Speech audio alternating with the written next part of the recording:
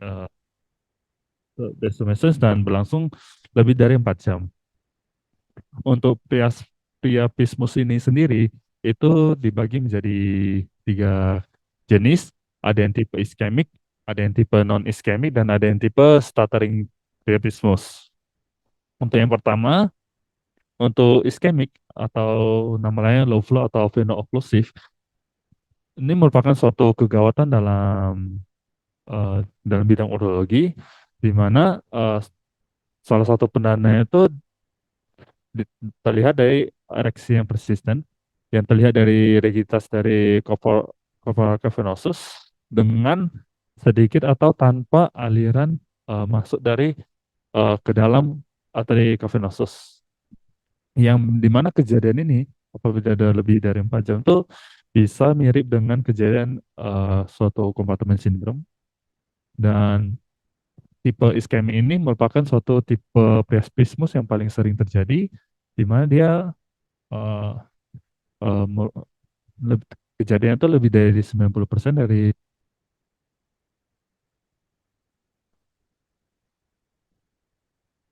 lebih dari 90% dari semua kejadian priapismus yang terjadi. Terus pada pasien yang terkena dengan priapismus iskemik biasanya akan merasakan ereksi yang rigid dan nyeri sekali, yang kemudian apabila eh, dinilai secara USG Doppler itu tidak terlihat adanya suatu aliran darah yang masuk ke dalam ini arteri cavernosus, yang apabila dibiarkan itu akan perlahan-lahan terjadi hipoksia, jadi hiperkapnia, glukopenia sampai dengan asidosis. Karena ini merupakan suatu emergensi, maka diperlukan tata laksana yang cepat untuk menangani priapismus tipe iskemik ini. Tujuannya untuk meminimalisir eh, efek samping atau akibat yang irreversible dari priapismus iskemik, seperti nekrosis dari otot polos, fibrosis dari korporalnya, dan sampai dengan menyebabkan erectile dysfunction yang permanen pada pasien. Di EO juga dikatakan apabila eh, terapi yang telat lebih dari 48 sampai 72 jam dari onset, itu tatasnya mungkin akan merelief nyeri dan ereksi, namun untuk secara benefit eh, dari erectile dysfunction itu tidak ada, karena biasanya pasien sudah mengalami erectile dysfunction yang permanen.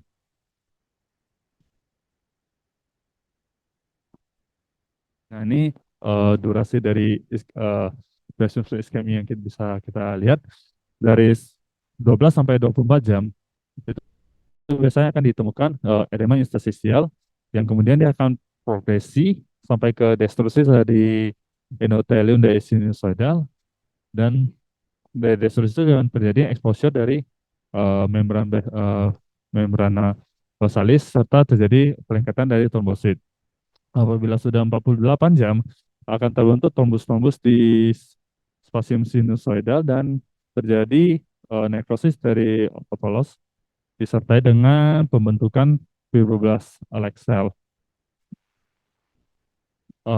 Otot-otot polos yang sudah nekrosis dan perubahan dari iskemi ini biasanya bersifat irreversible pada 48 jam, dan apabila sudah terjadi iskemi dari 48 sampai 72 jam, itu akan terlihat akan ditemukan bahwasanya eh, fiber-fiber dari otot polos itu akan menurun secara signifikan, dan berbanding terbalik dengan peningkatan dari eh, fiber elastis sama kolagen yang terjadi pada corpus cavernosus.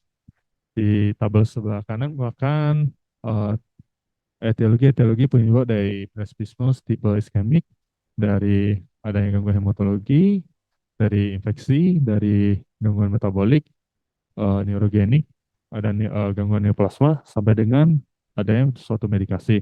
Yang paling sering itu biasanya dari psikosestisi sama karena penggunaan obat-obatan sudah vasoaktif, antipsikotik juga. Untuk mendiagnosis dari priapismus iskemi ini bisa dimulai dari anamnesis. Kita bisa menilai, mencari durasi ereksi, mencari adanya suatu adanya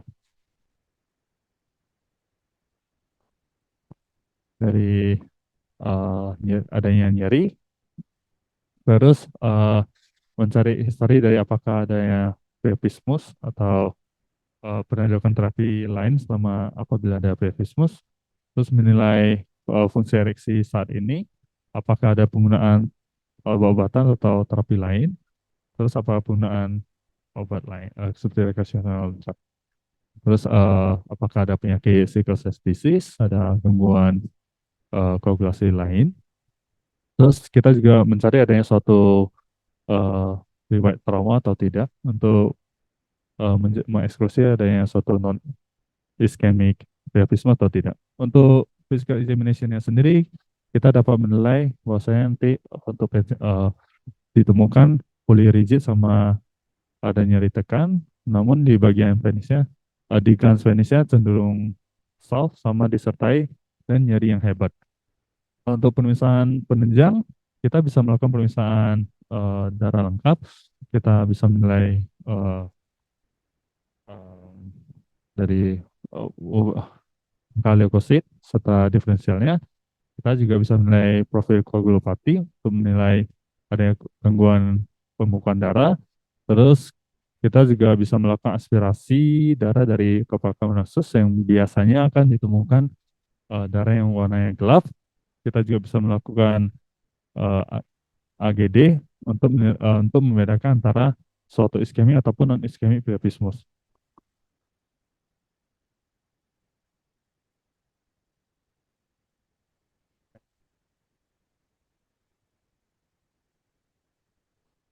Nah, ini tabel hasil AGD yang pada iskemik priapismus biasanya PO2-nya itu akan cenderung rendah lebih dari 30, untuk PCO2-nya akan tinggi di atas 60, dan untuk pH-nya biasanya akan cenderung asidosis di bawah 7,25.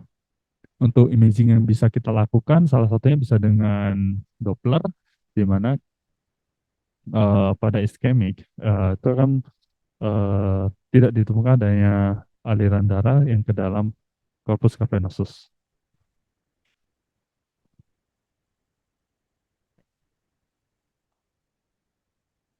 Ini beberapa perbedaan yang bisa kita temukan pada priapismus iskemik maupun non iskemik. Di bawahnya merupakan suatu algoritma di mana kita bisa melakukan beberapa perbedaan yang bisa kita temukan pada priapismus iskemik maupun non iskemik, di mana kalau pada iskemik biasanya dia akan eh, disertai dengan nyeri yang sangat hebat, dengan ereksi yang rigid, terus pada eh, aspirasi darah bukan darah yang gelap, bukan akhirnya hipoksia, hiperkapnia, sama acidosis. Terus pada ultrasound dia eh, tidak ditemukan ada aliran darah yang masuk ke dalam kelopak venosa. Bukan itu baik dengan non iskemik di mana pada historinya bisa ditemukan adanya paling sering biasanya diakibatkan karena adanya suatu trauma pada di area perineum maupun di penis, dan dia cenderung painless dan ereksinya fluktuasi. Pada saat aspirasi biasanya darahnya akan cenderung lebih terang, dan pada ultrasound Doppler dia akan ditemukan aliran darah yang normal ke corpora cavernosus.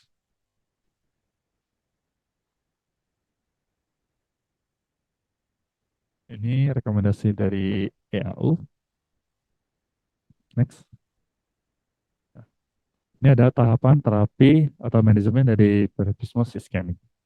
Pertama, kita lakukan anestesi pada penis. Terus kita melakukan aspirasi. Eh, kita mencoba dengan wing needle bisa dengan ukuran 16 sampai 15 G.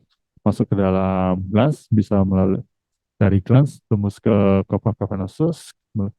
Kemudian kita lakukan aspirasi, kita lakukan irigasi sampai ditemukan aliran darah yang serat lebih terang. Kemudian apabila belum berhasil, kita bisa melakukan tambahan terapi injeksi intrakavernosal yang biasanya first line itu bisa digunakan epinephrine dengan dosis sekitar 200 mikrogram yang diinjeksi setiap 3 sampai 5 menit dengan dosis maksimal 1 miligram per jam.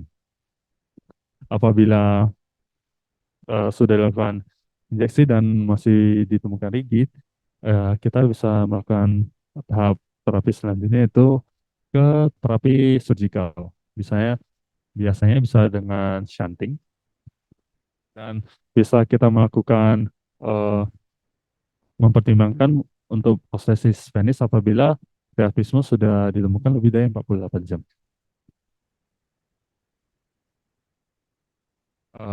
Ini intervensi surgical yang bisa kita lakukan pada grafismus yaitu yang pertama bisa menggunakan percutaneous distal,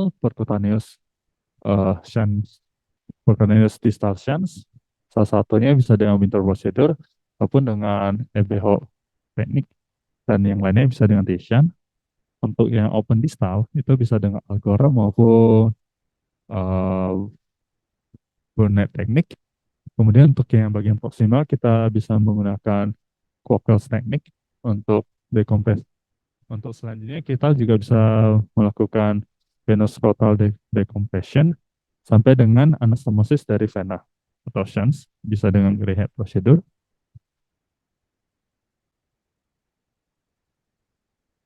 Terus di samping teknik shunts tadi kita juga bisa melakukan tambahan terapi dengan menggunakan antithrombotik.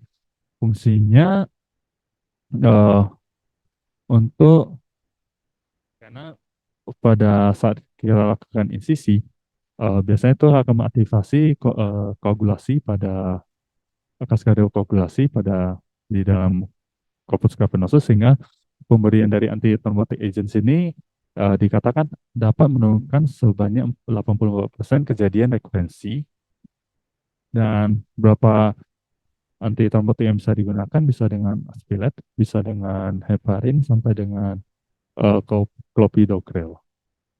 Untuk selanjutnya bisa immediate penile processes implantation biasanya itu diberikan pada direkomendasikan pada pasien yang dengan priapismus yang sudah refraktori, terapi resisten, dan sudah mengalami episode yang lebih dari 48 jam. Yang dikatakan apabila sudah lebih dari 48 jam itu biasanya sudah terjadi disfungsi ereksi yang permanen.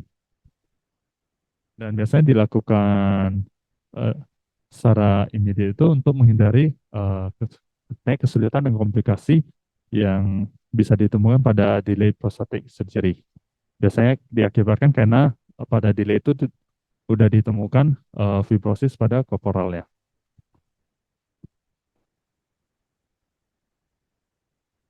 Bukan algoritma dan rekomendasi yang dari WHO. Next.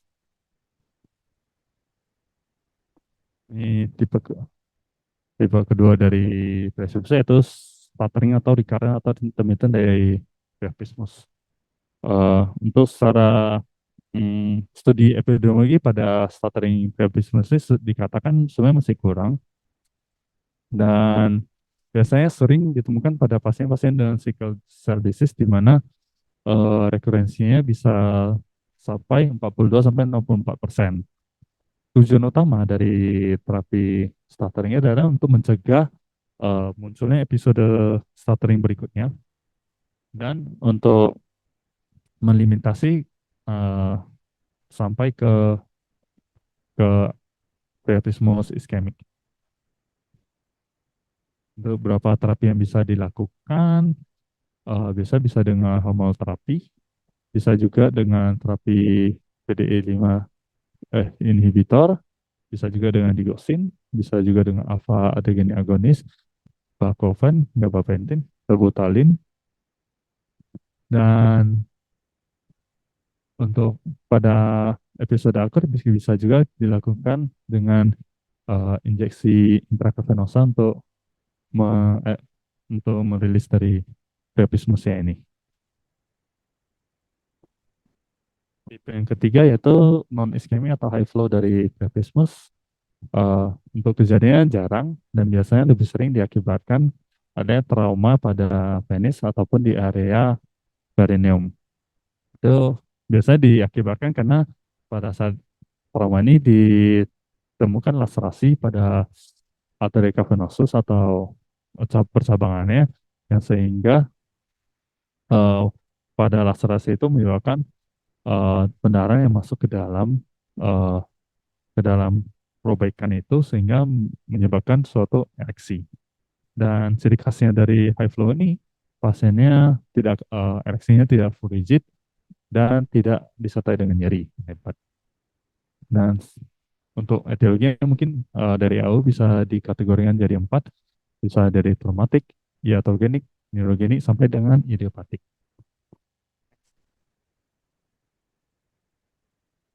Ini rekomendasi dari diagnostic evaluation dari high flow strabismus dari AU.